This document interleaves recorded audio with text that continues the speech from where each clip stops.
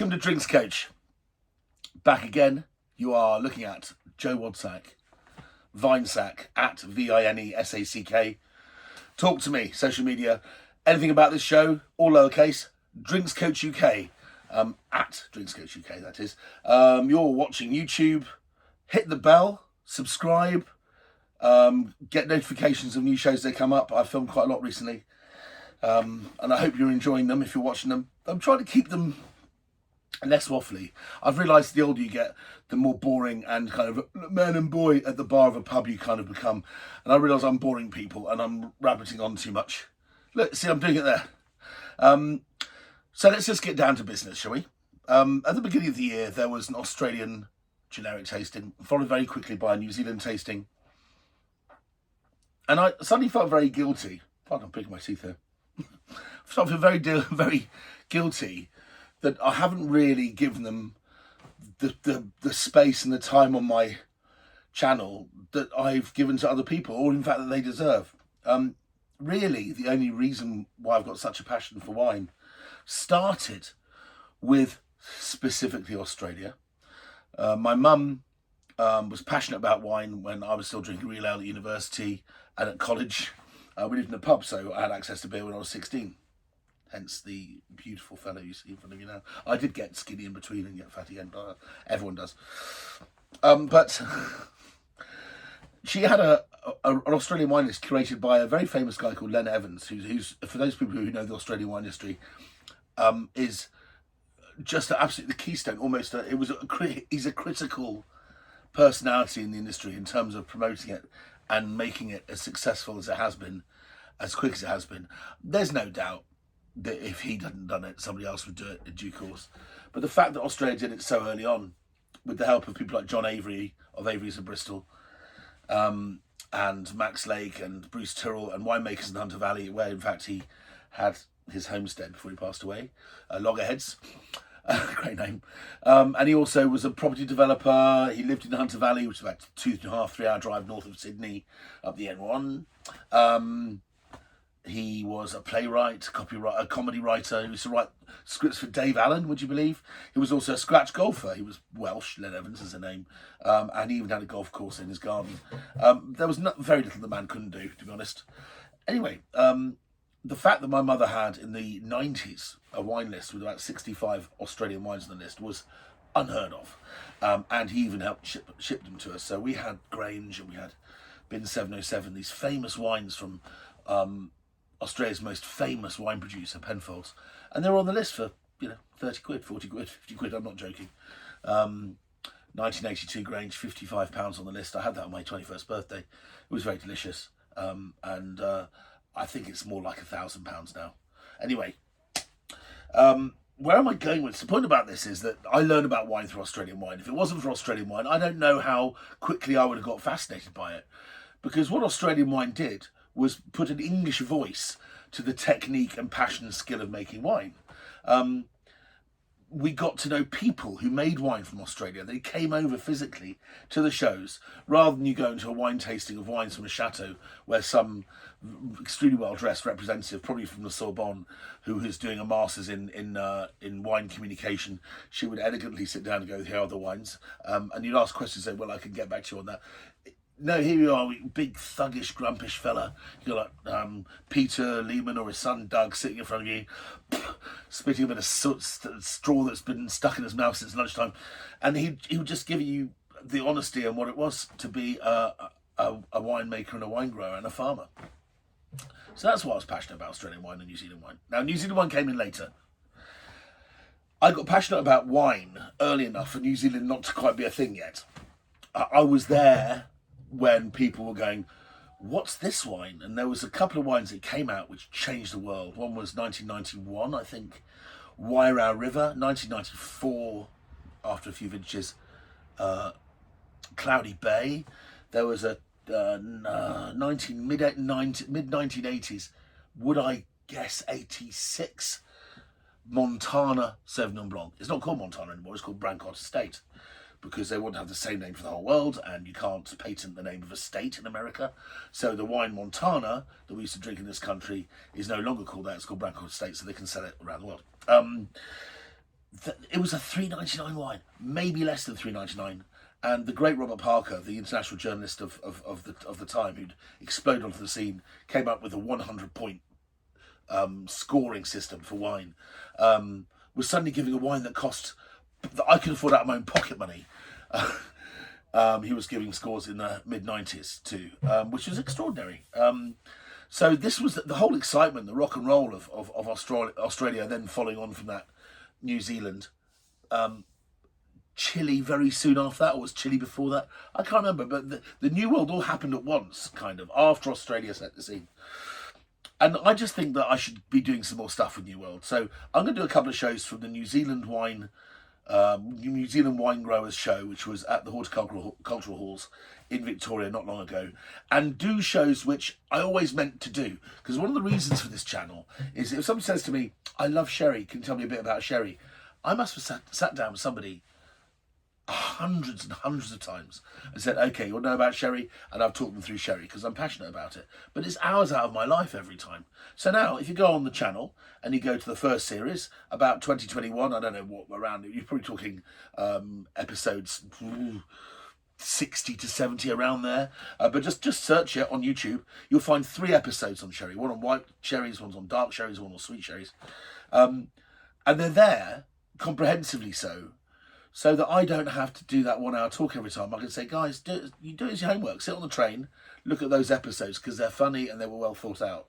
And that's part of the point of this channel, that when I meet people that really want to move in the industry and want to do their WSET, you know what that means if you're interested, the Wine and Spirit Education Trust exams. And let's say you're about to take your level 3, which is an intermediate exam, or even your level 4, which is a diploma, which is MVQ level 4. It's more important than a GCSE. It's somewhere between GCSE and an A level, actually. So it's actual recognised international qualification. There is information you need to know, which the old textbooks didn't really do well. So I feel compelled sometimes if I had to try and find the information in order to pass that exam when I did back many years ago now, about 25 years ago now. I think that I need to provide that service. So here we are, 7 minutes into the talk already. Shit. Right, we better have some wine. Just showing you about Marlborough Sauvignons. Okay, right. So let's cut the guff, and I'll explain more over the next few shows. I've got 3 Sauvignon Blancs here. New Zealand Sauvignon Blanc is well known. If I go to a show and I'm been asked or paid to host a show, for a while I hosted, some of you maybe still be watching me from this, I hosted Tesco's wine fairs, and over 13 years, 30 people at a time, I end up talking to, and I calculated it a few years ago, 89,000 people, one-on-one. Asked them what their favourite wines were and showing them wines at a show which they might otherwise like, explain to them why I think they like the wine and what to look for in others. 89,000 people, that's Wembley Stadium. I filled Wembley Stadium talking to Tesco's customers over 13 years. And I'm not going to lie, I'm quite proud about that. And there'll be people here who are now drinking other things that probably started off, when I first asked them, only drinking New Zealand Sauvignon Blanc. Because here's the rub. If you ask a bunch of people what their favourite white wine is, in a group of 10 or 12, the majority of people will say New Zealand Sauvignon Blanc. If you ask them what their favourite reds are, in the old days they would have said Australian Shiraz, but they will say now, we love a Malbec. Why? They're deeply fruity, number one. They appeal to kind of the sweet lover in our soul.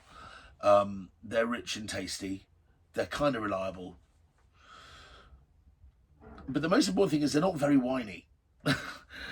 New Zealand Sauvignon Blanc, present company accepted, and many others, is generally a white wine that doesn't taste much like wine. It's so primary, it tastes like passion fruit daiquiri. I once went to a club in London, a private club called Quo Vadis. It's still there. It used to be Karl Marx's house, actually. It's in Soho. And I went behind the bar, and for the owner, I mixed him a drink. And I said, I want to know how you're going to react to this. And he said, what was this? And I went behind the counter, shook up this glass into a martini glass, put a wedge of lime on the side, and poured it and served it to him. And he went, oh, that smells delicious. Oh, that's lovely. Ooh. oh, slimy and or tropical. And he had a sip. He went, oh, that's delicious. Oh, Moorish. That's what is that? Guava martini? I said, no. It's Maria Sauvignon Blanc with a bit of sugar in and a squeeze of lime. See what I'm saying? It's not really winey. It's not what we call vinous. And in fact, when you judge wine competitions in New Zealand and Australia, vinosity is seen as a sign that the wine may be getting too stretched out, too old. Vinous is a derogatory expression of tiredness. Whereas if you're judging a wine competition in France and it says vineux on your list and you're allowed to tick it, vinosity is what wine becomes when it's actually wine. Before that, it's nothing more than barely fermented fruit juice. And they don't want their wines to all taste of gooseberries and apricots and passion fruit in France, in the main. They want them to taste like wine. They want flavours that have come from nature but have been converted into something even more ethereal, something maybe you can't find in nature, that you can't do in a lab. So that's kind of the difference in soul between New World and Old World. Who's thirsty? Oh, I'm sure as shit am.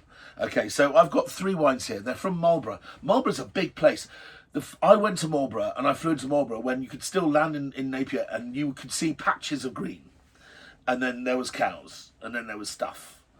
Now if you come into land in that part of the world, you see endless vineyards. There's a patchwork as far as the eye can see of vivid green in the middle of early harvest. So is there a difference between one Marlborough Sauvignon Blanc and another? And that's really the point, because I think that people buy it based on the fact it says Marlborough. But I think that that's too loose an expression. I've picked 3, I think, excellent Sauvignon Blancs, which I've come across over the last couple of weeks, to illustrate a point. And that is, yeah, if you like Marlborough Sauvignon Blanc, what kind of Marlborough Sauvignon Blanc do you like? Quick history lesson. Mid-70s, late 70s. A vineyard was planted called the Old Renwick Vineyard. Maybe it was earlier than that, I'm not sure. But if you go to the coast in Marlborough, there's Wairau River that comes in from Wairau Cove. It goes down slightly south-west. And below that is Renwick and some of the very oldest and very sexiest vineyards. There's beautiful vineyards all over here. There's Herzog, Framingham's down here. But these are all names which, if you love New Zealand Sauvignon Blanc, you really ought to explore. And Riesling, by the way. So down here is the old vineyard. So this was the Wairau River. This area has now become called Wairau, where in fact it was all the Wairau River Valley. But down here, looking at it, is a huge other area, which is more coastal, cooler, and for lots of reasons to do with placement of hills. I think if you've heard me talk about places like Setúbal in Portugal, you'll be less surprised at what massive difference one hill in the wrong place will do, or in the right place will do, to the entire meteorology of the region. So what I've got here is 3 wines which kind of are from one end of Marlborough to the other, to show you the variety of flavours that we can get. To start with, when we were drinking Villa Maria Private Bin in the early days, Cloudy Bay in the early days, for those people that have found the love, the rather beautiful and more delicate and slightly inland Jackson Estate as well, which is still exceptional value for money. Buy the stitch from Waitrose for about £12 or £13. It's a gorgeous wine, and it's always better a year old, which is more than you can say for a lot of these wines, which fall over after 6 months because they're designed to just be smashed. Okay, so we have a wine from St Clair, Marlborough. We have a wine from the Yellens Estate. So the Yellens Estate is giant, mostly coastal, but has a lot of variety. And then we have a wine here which represents the Hall of Fame, which is Wahre, now owned by a couple. I think one Australian, one Kiwi, I think, and they bought it in 2003. But they have vineyards that were planted in 1979, which they're still picking Sauvignon Blanc from. In fact, from Renwick, and they're based there. But to give you an idea of how this taste is going to go, this is 100% Wairau fruit. 100% Wairau Valley. This is kind of what put New Zealand on the map. Not just Sauvignon, just New Zealand wine in general, because suddenly everyone wanted to drink this. It's passion fruit bomb usually. It's wonderful tropical fruit flavours, guava, physalis, star fruit, things like that. Mango.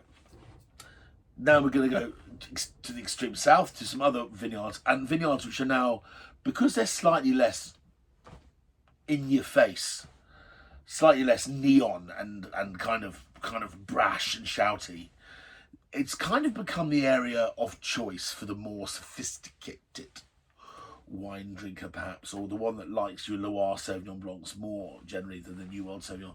And that's the region here which, depending on who you are, is pronounced Awatere, or as I pronounce it, because most of the Kiwis I know pronounce it this way, Awatere. Okay, so this is a Wairau Sauvignon Blanc, and this is an Awatere Sauvignon Blanc. They're both in Marlborough, and they're flipping miles apart. Big giant region. What's Wahre? Bit of vineyards planted in Renwick, which I guess is their Wairau fruit, but it's still 66% Awatere. So if Wahre, TWR, is buying their Sauvignon Blanc from Awatere or Awatere, then maybe the Awatereans are right, okay? Because these people know their shit and they make incredible wine. They make beautiful Gewurz and Riesling. They've got this, which will appear in a show hopefully quite soon.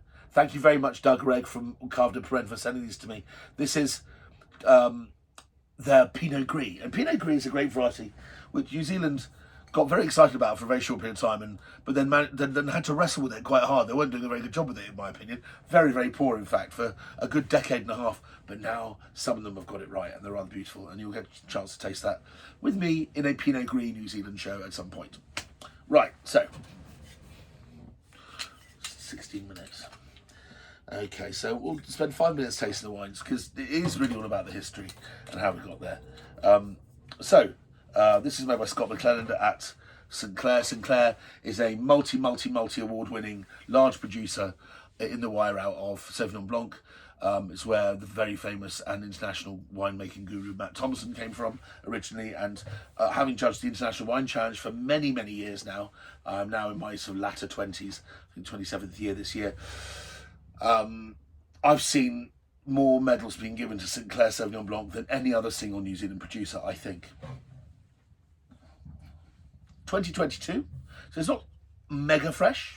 23s would taste really juicy and fruity now, and very, like I said, unwiney. This wine's had a chance to turn it into wine. It's a year and a half old. Okay, it's just, I'm looking for typicity. I'm not looking for quality. I'm looking for the Wairau-ness of the wine. It's got it just smells like somebody just hulled a really slushy mango and squished it into a glass of lime and sugar and water. It's kind of really mango-y. And that is Wairau. It's, I don't know, the sun exposure, maybe it's the temperature variation is slightly different to Awatere, but the soils are definitely different.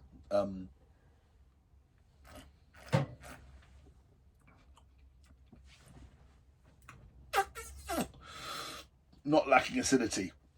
Wow. Okay, that woke me up.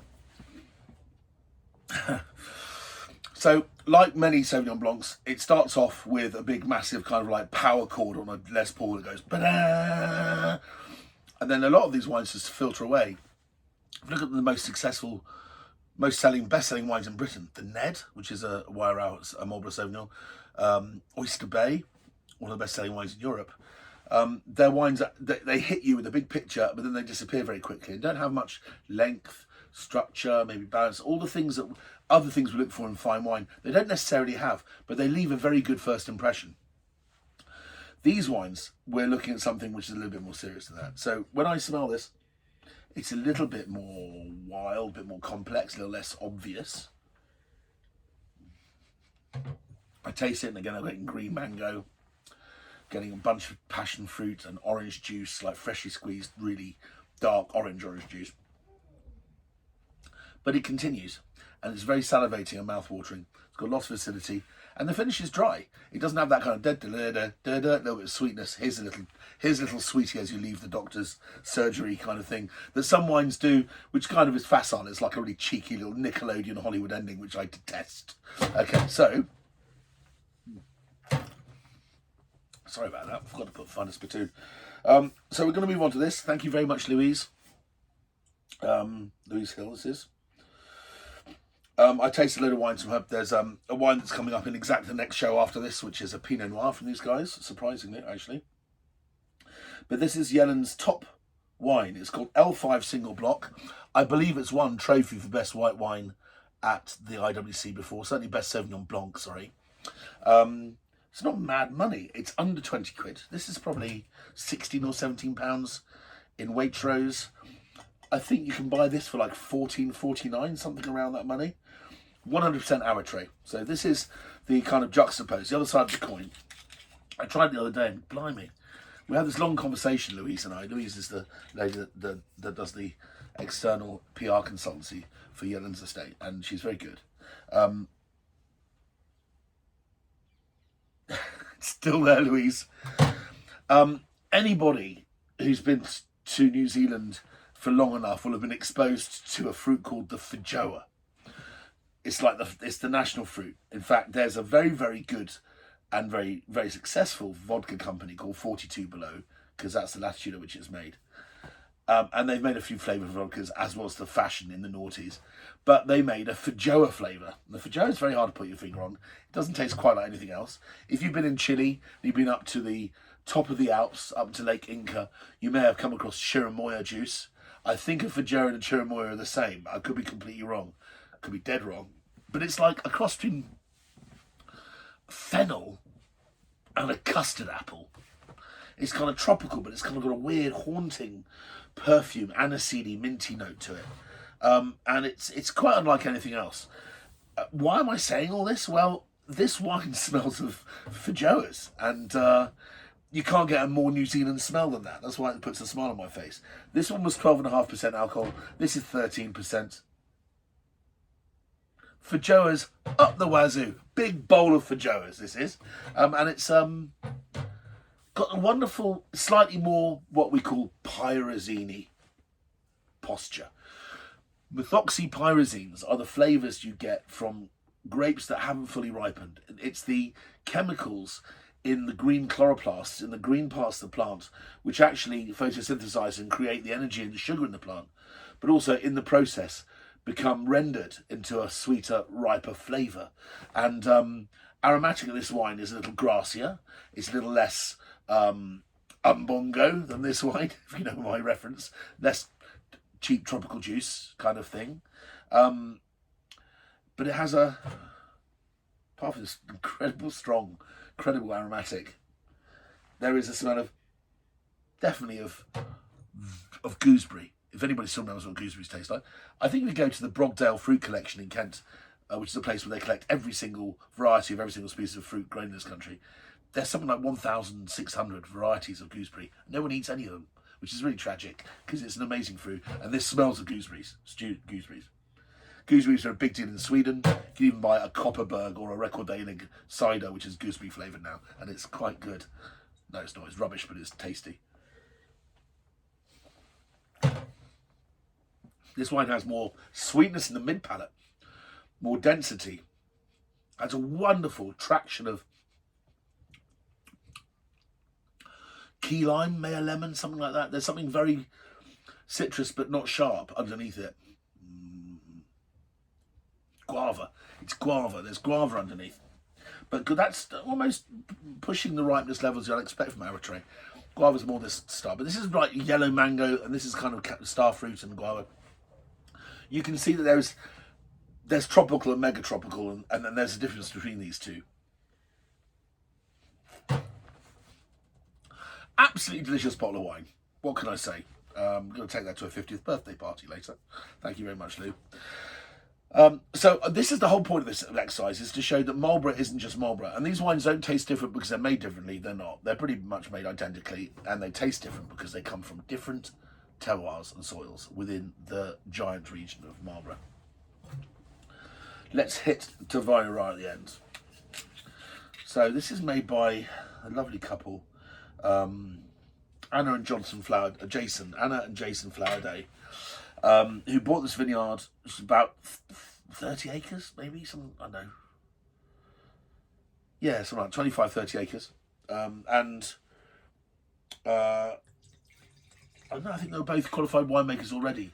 I think Anna might have been from McLaren Vale. And so they wanted a vineyard where they could do what they liked, and they wouldn't be told when to pick or how to make. And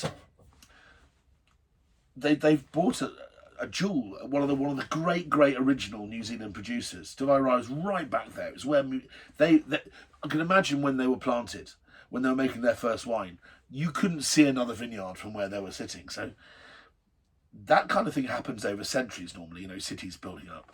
But this has happened over 3 decades, really. I mean, 79 when it was planted, fair enough, that's 4. But let's be honest, Sauvignon Blanc didn't go bananas until around 2001, 2002. So it's 25 years a city has been created. Marlborough has grown like Tokyo. Now, a couple of important things about this. It's got some Awatere wine, which I'm sure they've sourced very, very cleverly. It has old Renwick fruit, I'm guessing, because they wouldn't not use their own fruit, and I'm guessing they must have some Sauvignon Blanc grown in Renwick. And that'll be profound. I think when Sauvignon Blanc vines reach around 16 years old, they reach a balance where they produce a constant crop and a constant flavour profile. I got this from the recently departed Monsieur Pontaillet from Chateau Margaux, who said that he wouldn't make his white wine from Sauvignon Blanc until the vines reach 16 years old, which is an interesting point. I mean, I made wine in Bordeaux for 2 years, and ditto, there's the flush of youth of a vine that you've just planted, which can produce extraordinary wine, and then it kind of goes dumb for years. But the real stuff, old vine Sauvignon Blanc, starts in the mid-teens. Okay, so this wine's not only about 2/3 Awatere fruit, 1/3 Wairau fruit from that part of Wairau inland, but also about 10% of this wine has been barrel fermented. You don't have to. There isn't a choice between when Sauvignon Blanc either barrel fermenting a Sauvignon Blanc or not barrel fermenting a Sauvignon Blanc. There are a huge amount of variations and graduations in between. And it seems to me that if you're making wine like premium Parfumé, premium Sancerre, premium Wairau, whatever, premium New Zealand Sauvignon Blanc, South African Sauvignon Blanc, wherever it may be, if you barrel ferment about 10% of your best fruit, that roundness and structure and openness and framework from which you can hang the rest of the fruit does magical things. Cloudy Bay was, I think, 10 or 20% barrel fermented style. Now you've got kind of almost a non-barrel fermented style. There's probably 5% there still. And you've got Tokoku, which is 100% barrel fermented, which is like a Bordeaux white. And the New Zealanders are very good at doing extremes. But I like the in the middle a little bit. And this is a wine that has, even just looking at it, has a colour which I think you only get from barrel fermenting wine. It has a kind of a steel burnish to it. It's quite a different smell. Because of the barrel fermentation, you're getting garden herbs, hedgerow, cow parsley. I can hear the birds tweeting outside. It's like adding to it. There's a big streak of light across the lens, unfortunately. I'm going to have to fix that for the next show. I do apologise. Let's see if I can fix that now. Oh. No, it's from the it's from the very bright light coming in through. I apologise for that. This is terrible filming. Okay, well, we're going to wrap it up in a minute.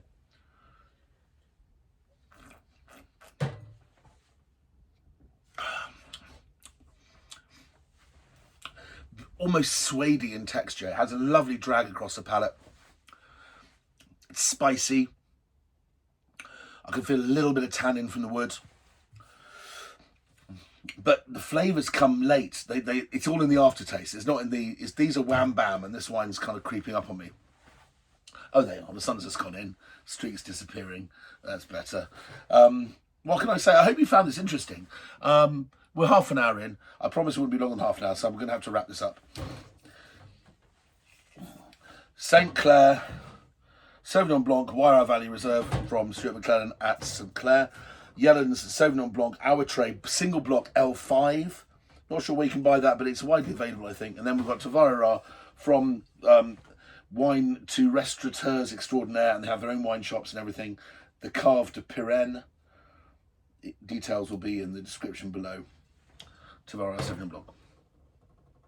See you next time.